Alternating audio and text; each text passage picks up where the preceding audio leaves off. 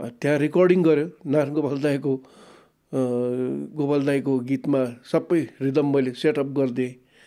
त्यो टाइममा rhythm setup हुन्छ भन्ने कुरो चाहिँ थाहा थिएन, नेपालमै थाहा थिएन।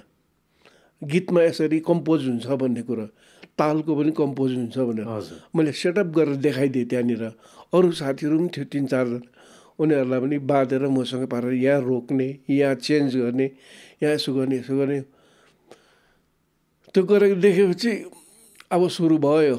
अब मेरो ट्यालेन्ट देखेँ त्यहाँनिर गएपछि अनि बाहिर चिया खाने टाइम भयो, बाहिर रेडियो नेपाल बाहिर बसिरहेको एउटा बुढो मान्छे आयो। ए भाइ तपाईँको नाम के हो? मेरो नाम फलाना फलाना हो। कहाँबाट आउनु भएको? म दार्जिलिङबाट आएको। हट, तपाईँको त स्किल एकदम राम्रो रहेछ, एकदम मन पऱ्यो मलाई पनि सघाउनुहोस् न।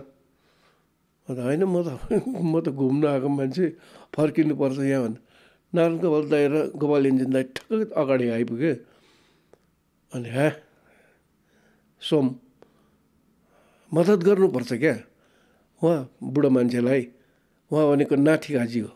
म त छक पनि नाति काजी अगाडि उसले भन्दै रहेछ मलाई के